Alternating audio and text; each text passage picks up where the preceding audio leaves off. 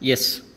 So considering two parallel and flat surfaces separated by a viscous fluid film of we are having a constant thickness of h, okay, not u. So here what I said, the upper surface is moving with velocity u, which is parallel to the lower stationary surface, okay.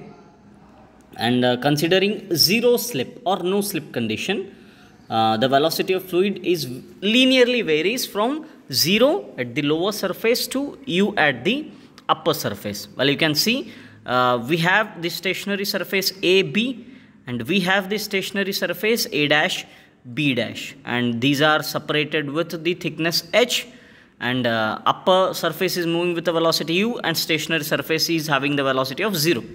Okay, and these surfaces vary with the velocity 0 to h. So the volume flow rate at sections A dash and B dash will be equal. Okay, equal, because the velocity distribution across the film at these two sections is identical. Okay, the velocity distribution is identical in these two sections. The flow at these two sections, those are A dash and B dash, results only from the velocity gradient. Velocity gradients are equal at these two sections. The flow continuity condition is satisfied without any pressure buildup within the fluid film. The flow condition is satisfied without any pressure development or buildup within the fluid film. So the slider bearing with parallel surfaces cannot support any load if the load is applied on the upper surface, because what happens, the fluid will be squeezed out and the upper surface will rest on the lower surface, because we haven't have any pressure development in the lubricant. So when we are applied a load on the upper surface, the fluid will be squeezed out and upper surface will going to rest on the lower surface. So the slider bearing with parallel surfaces cannot support any load. So this is about the pressure development in hydrodynamic bearing when we have two parallel surfaces separated by fluid film. Well, the second one is, what is the mechanism of pressure development in hydrodynamic bearing when two non-parallel surfaces are separated by convergent fluid film? Convergent.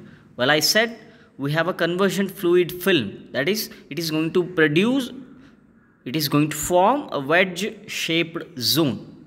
So let's see what happens when considering two non-parallel surfaces and convergent flat surfaces which are separated by a viscous fluid film. Viscous fluid film.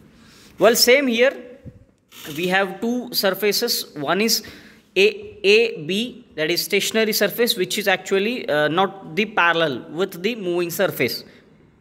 Then we have A dash B dash, which is the moving surface. So this upper surface is moving with velocity u, while the lower is inclined surface, which is stationary.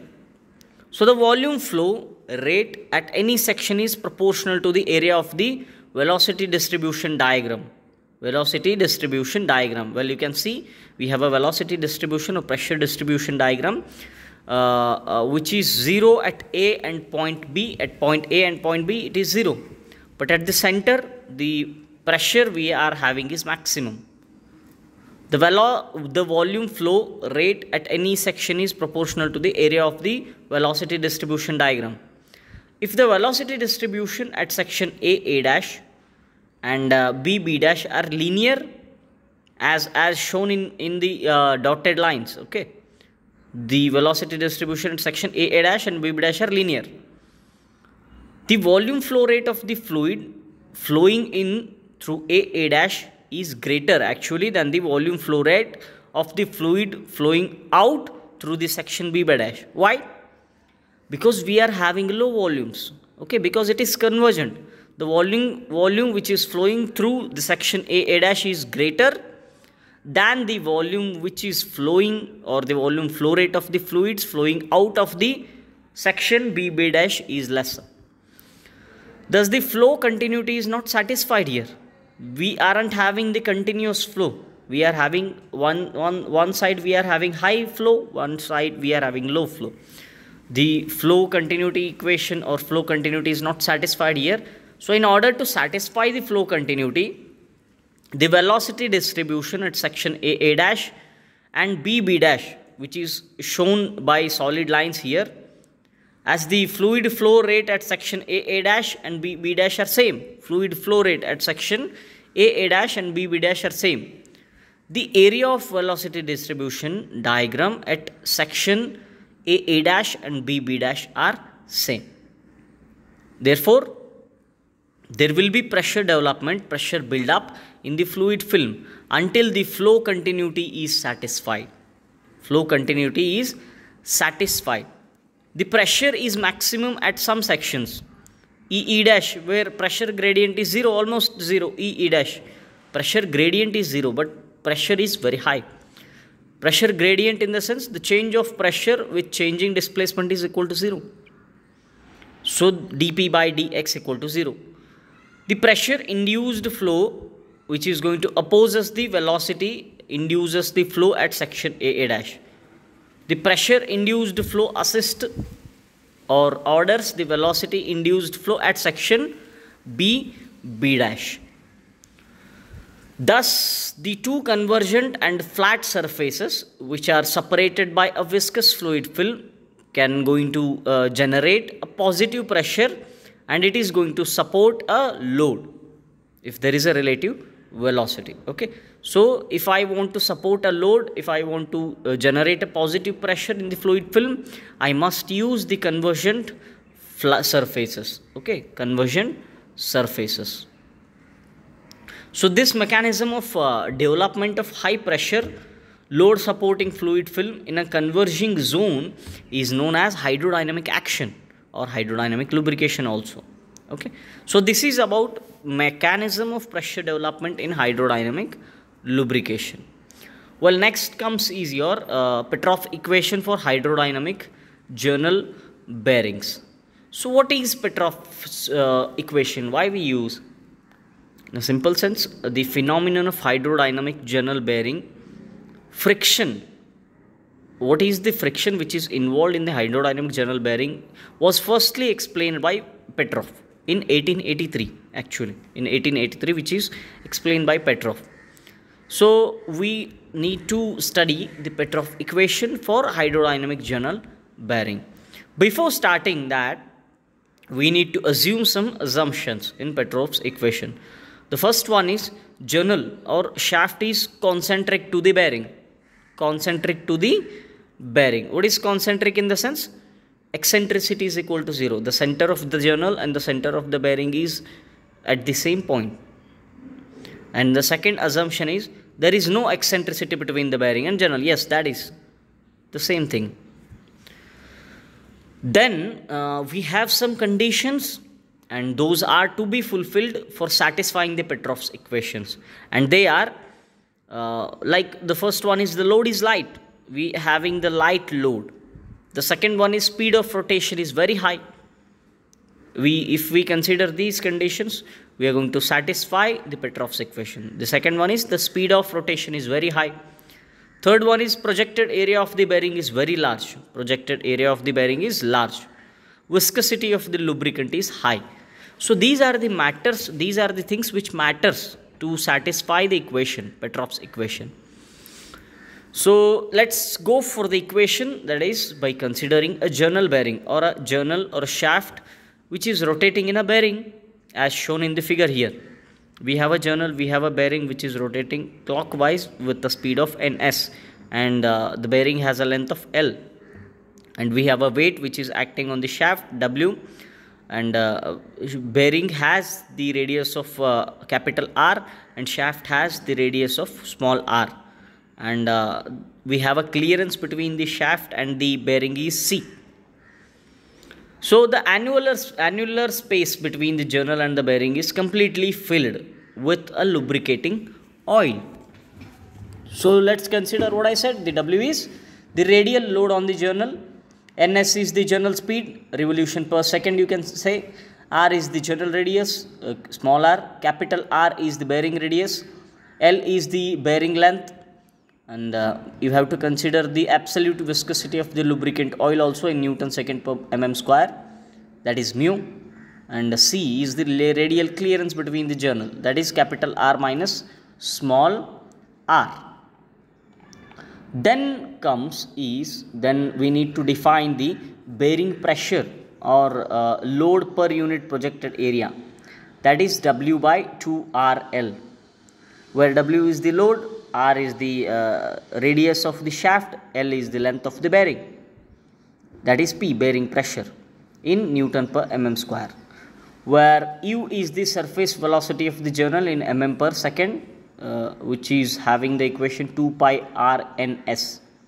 Ns is the bearing shaft rotation in seconds, revolution per second. A is the surface area of the journal 2 pi rl. F is the coefficient of friction. So according to Newton's equation of viscosity,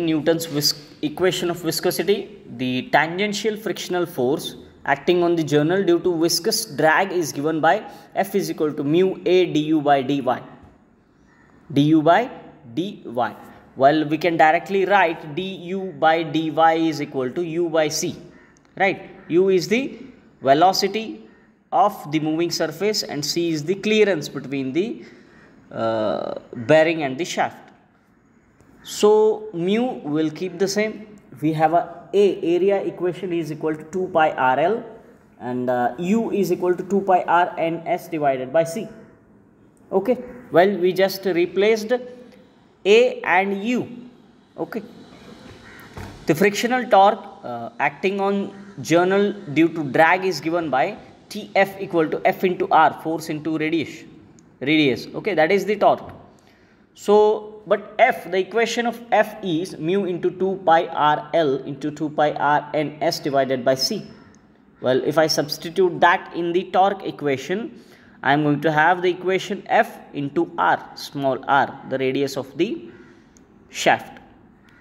So, if I equate all this thing, Tf, the frictional torque acting on the journal, is equal to 4 pi square R cube mu lns divided by C. Okay, divided by C. But it is necessary to calculate an equivalent coefficient of friction F, small f, which will be account for the frictional loss due to the viscous drag. Due to the viscous drag, we are going to have the frictional loss also. We have to consider that too.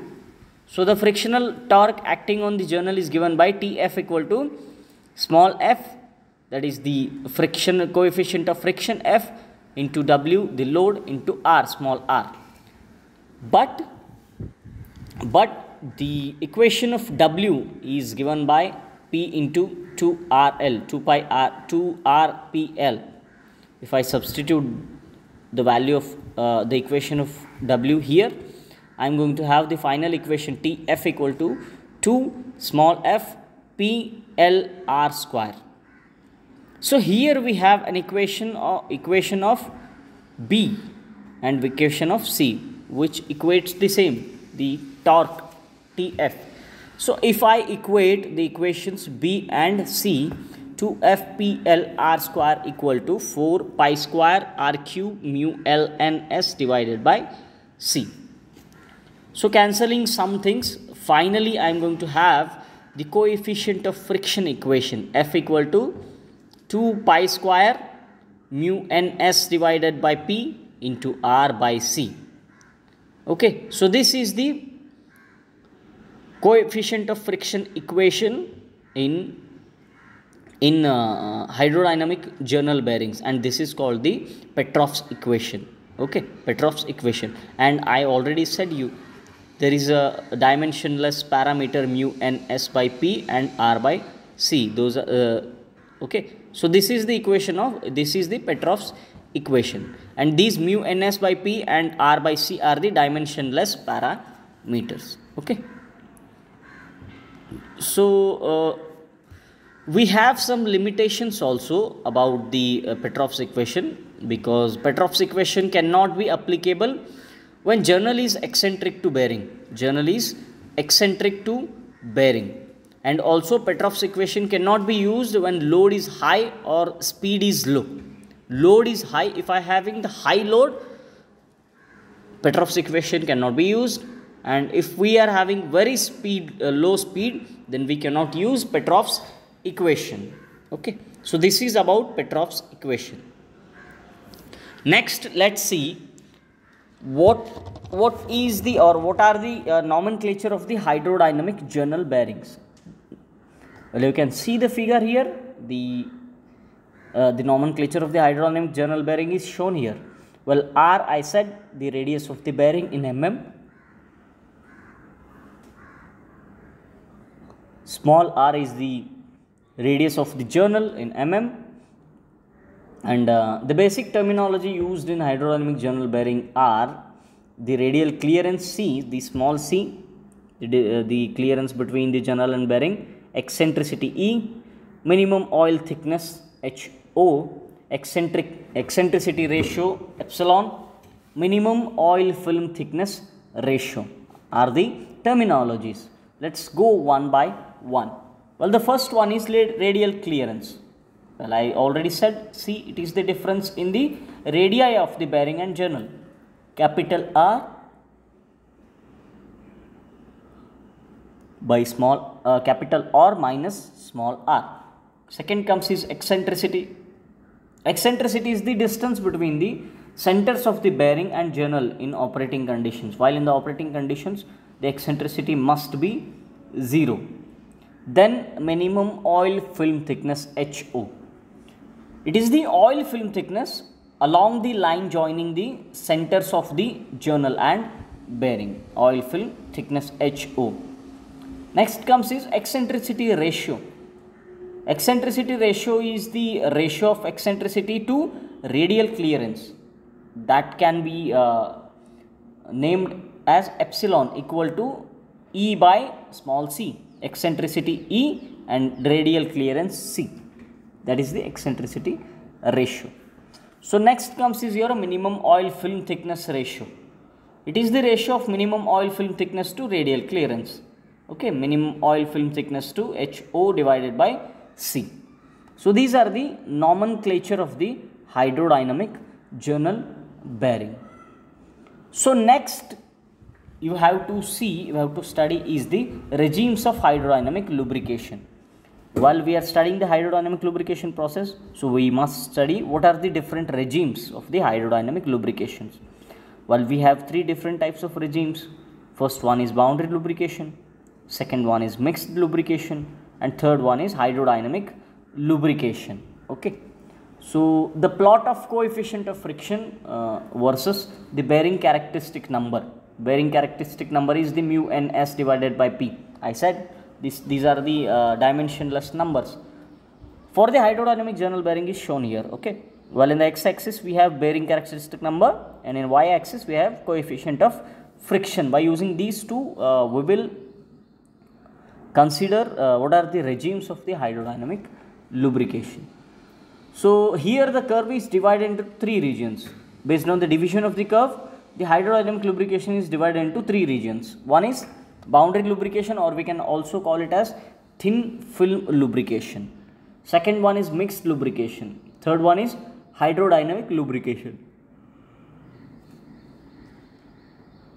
or we can call it as thick film lubrication also. So first consider the boundary lubrication or thin film lubrication. While the region A to B, AB, when the parameter mu ns by p is very small, okay, very small, because it is started just now.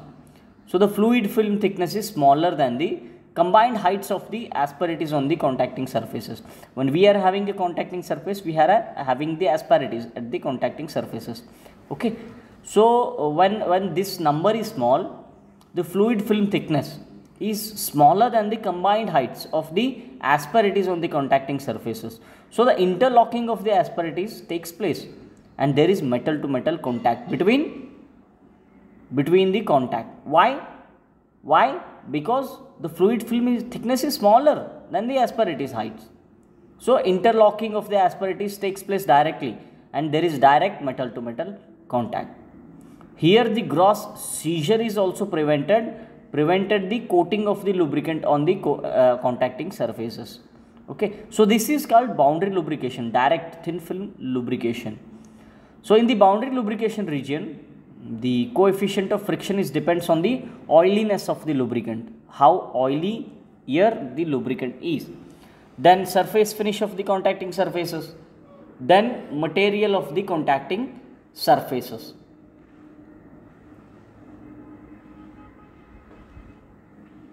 Here also the coefficient of friction is independent of the viscosity of the lubricant. Viscosity of the lubricant, it is independent. In this region, the coefficient of friction may range from 0.08 mm to 0.08 mm to 0.15 coefficient of friction.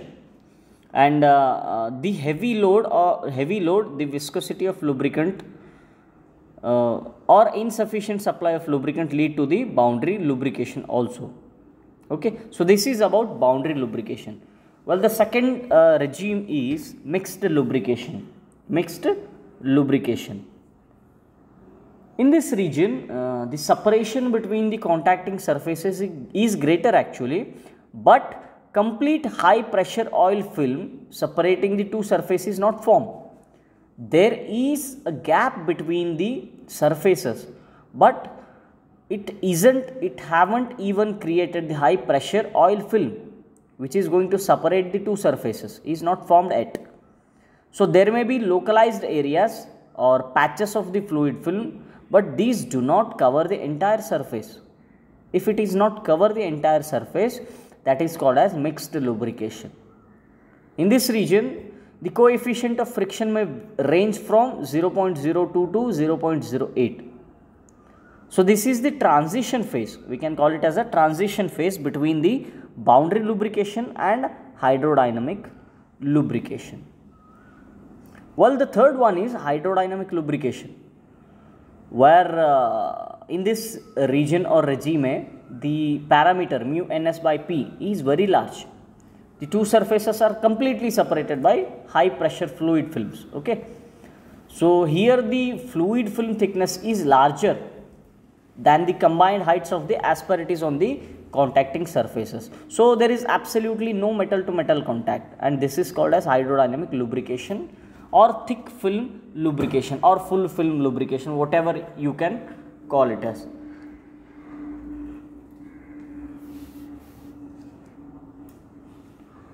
But here the coefficient of friction depends upon the viscosity of the lubricant. Viscosity changes, the coefficient of friction changes, but it is independent of the surface finish of the hydrodynamic lubrication. It is independent, and the coefficient of friction may be as low as 0.01. Well, it is very low. Okay, so this is about regimes of the hydrodynamic lubrication. So next comes is your hydrodynamic thrust bearing.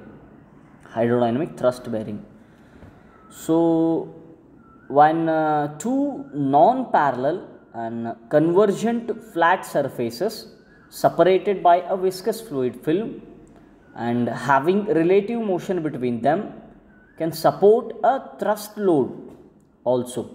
What is thrust load? The load which is perpendicular to the direction of the relative sliding motion. Well, you can see in the figure, we have a stationary surface, we have a moving surface which is having the length L and it is moving with a velocity of u, but the load is perpendicular to the direction of the relative sliding motion, right? Perpendicular. If it is perpendicular to the direction of the relative sliding motion, then it is called as thrust load, and such arrangement is known as hydrodynamic thrust bearing. Well, where we apply it, where we find the applications of the hydrodynamic thrust bearing? So this principle of hydrodynamic thrust bearing is used in any guideways of the machine tools, any crossheads, plungers, piston rings and cylinders. You may have seen the mechanical seals or thrust washers. where we use the hydrodynamic thrust bearings. Okay, so let's see how the pressure development takes place in hydrodynamic thrust bearing. Well, I said let's consider two non-parallel and convergent flat surfaces which are separated by a viscous fluid film. Okay, we have a stationary surface A, B, we have a moving surface A dash, B dash moving with a velocity of u, and the pressure development diagram also drawn. At A and B we have 0, and at the center E dash we have a maximum pressure. Okay, the upper surface, yes, I said the volume flow rate at any section is proportional to the area of the velocity distribution diagram. If the velocity distribution at section A dash and B dash are linear, as shown in the dotted lines, as here you can see, we have shown it with a dotted lines. The volume flow rate of fluid flowing in through section A dash is greater, of course, than the volume flow rate of the fluid flowing out through section B dash. So the flow continuity is not satisfied. So in order to satisfy the flow continuity, the velocity distribution at section A dash and B dash are shown with the solid lines. As the fluid flow rate at section A dash and B dash are same, the area of velocity distribution diagram at section A dash and B dash are same. We need to satisfy this one. So there will be pressure build up in the fluid film until the flow continuity is satisfied. If it is not satisfied, the pressure will not be built up. So the pressure is maximum at some section, that is E dash, where pressure gradient is same, pressure gradient is 0, rate of change of pressure with changing displacement dP by dx equal to 0. The pressure induced flow opposes the velocity induced flow at section A dash, while the pressure induced flow is going to assist the velocity induced flow at section B dash. This is the change, this is the science behind it one. So it is going to resist the pressure. So two convergent and flat surfaces separated by a viscous fluid film can generate a positive pressure and supports a load if there is a relative velocity. Okay, so this mechanism of development of high pressure load supporting fluid film in a converging zone is known as hydrodynamic action or a hydrodynamic lubrication. Okay, so this is about your hydrodynamic thrust bearing. Okay, so in the next video lecture we are going to have some numericals also on Petrov's equation. Then we need to Petrov's equation we are going to have, and load carrying capacity and coefficient of friction. We will see the numericals. Along with that, we are going to solve the Reynolds equation for hydrodynamic lubrication. That is very important part. Thank you.